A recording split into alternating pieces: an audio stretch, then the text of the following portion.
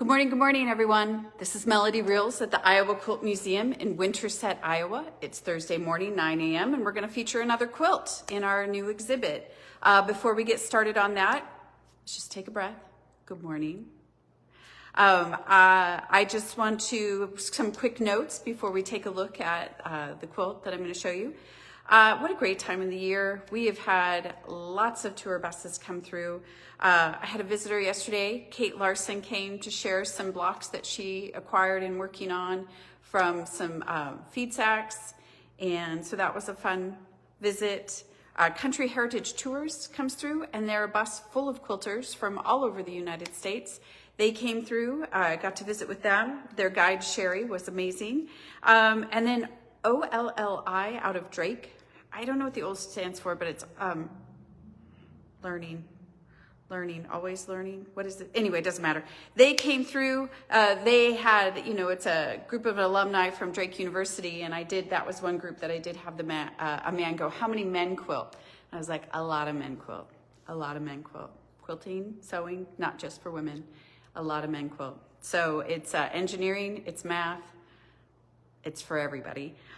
We had 2 tours just this week. We had one on Tuesday at a bus, a group in here that I talked with, and then yesterday I had a tour group kind of stagger in. So we've just had a lot of visitors, and we're so thankful for that, and we're thankful for you watching. And if you ever get the opportunity, if you're passing by on Interstate 35 or Interstate 80, we're just 15 miles off of either one of those. Come by and see us. And we have a great little town. We have lots of fun little shops. We have covered bridges. We've got John Wayne's over there. He's just right over there. So we got a lot of stuff here to see. So I hope you come and see us sometime. We would love to have you. 2 things that we have coming up. We have a barn quilt painting class this Saturday. It is full. We will have July dates. I have them written down on my desk. But if you could see my desk right now, you'd know why I don't have those dates ready for you. So, and then also we have our Share Your Stash sale. It's a fundraiser for us. We will take your UFOs. We will take your fabric you don't want any longer. We will take any crafting items. We collect those. We've been collecting those. We'll collect those now until October, the last week in October. And then we have, we'll sell it on September 8th. It's pretty much mostly free will donation. Come in, take a look. There might be something that you've been looking for and you didn't know we have it. So come see that Share Your Stash sale on November 8th. I'll have more details on that, or you can go to our website, iowaquiltmuseum.org. Okay, enough of that. We have 4 ladies in this exhibit. Tiny Pieces, Vast Visions. There's the 4 ladies. And I feel like by the time I get to the next lady, I haven't talked about them in forever. So, we featured Irene Roderick last week. Today we are going to feature Deb Kashat.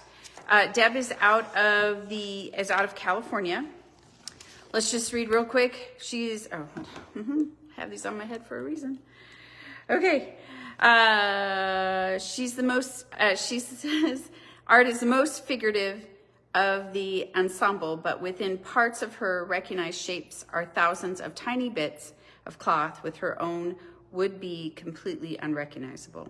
Yet with her skilled voice, she has shaped and manipulated these bits into form a larger whole, and that's where the beauty lies. So it's just stating that, this exhibit has a lot, the quilts are tiny pieces put together.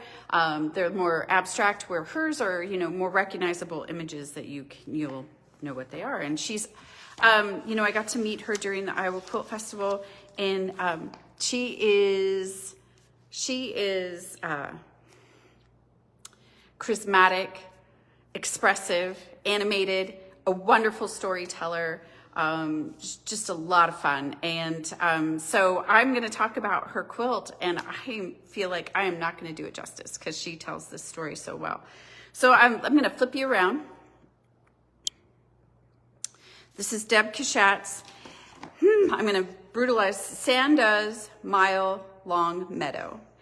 And this is, I emailed her real quick yesterday to kind of get more of the quilt story, but the dimensions of this are 40 inches high and 64 inches wide, pieced and quilted by Deb. And her little story she has written here is, I created this piece as a reminder of summers at my relative's ranch.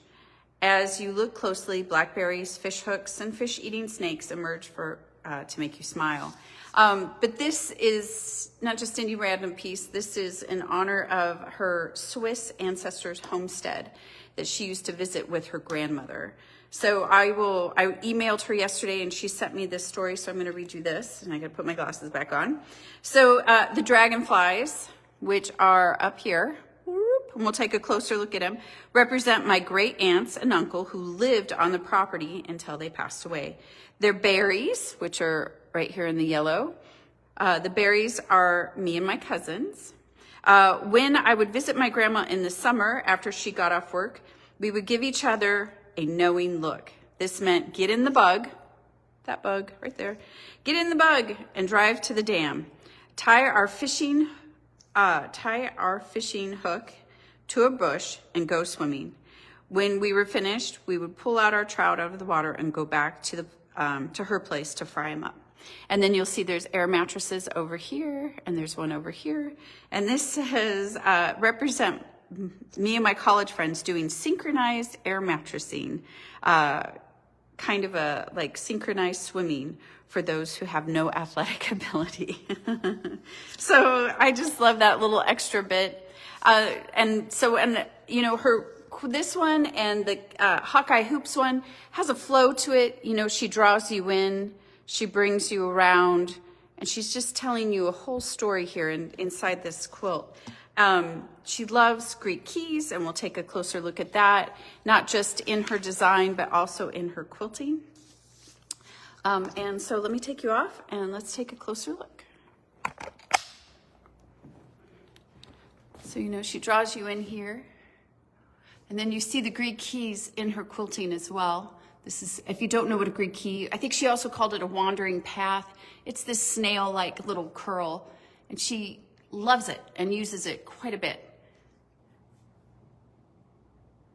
Then she draws you in, and there's her great aunts and her uncle.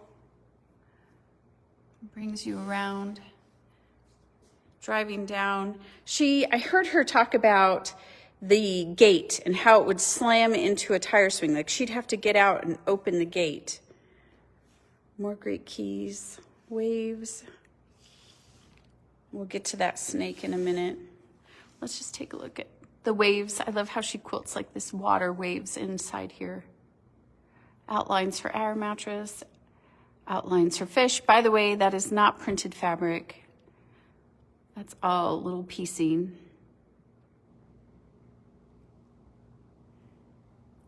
This makes me think of skipping rocks or throwing a rock in the water and it ripples out.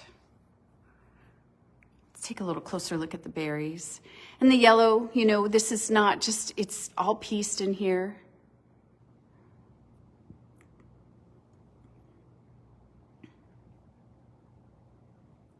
There's that fishing hook that's going to get that fish. And I heard her telling a story about how her grandmother would get upset at the snakes, the water snakes, for eating the fish, because the fish weren't for the snakes, they were for her grandma to catch. And so I thought that was endearing as well. You know, what a wonderful way to commemorate your memories, your grandmother, your family, you know, even this land that was theirs at one time. It's just really sweet. I just love it. Little blue dot there for the eye. I love how this is kind of, do you see how that's folded over? Like that's tucked in there. Gives it dimension. She does it here on this fish as well. This one's kind of layered over each other. Really makes everything kind of pop.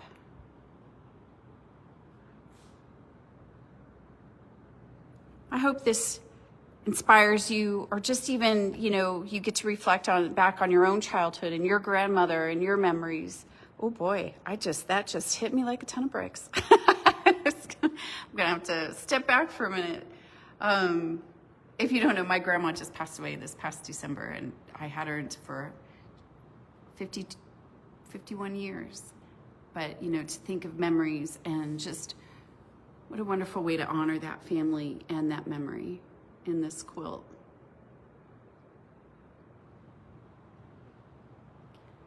Well, there she is.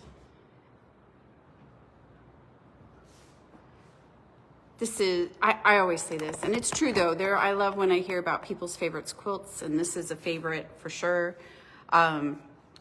Again, this is Deb Cashat. This is her Sanda's Mile Long Meadow, dimensions 40 inches high, 64 inches wide, pieced and quilted by Deb Cashat. And she says, I created this piece as a reminder of summers at my relative's ranch as we look closely, blackberries, fishing hooks, and fish-eating snakes emerge to make you smile.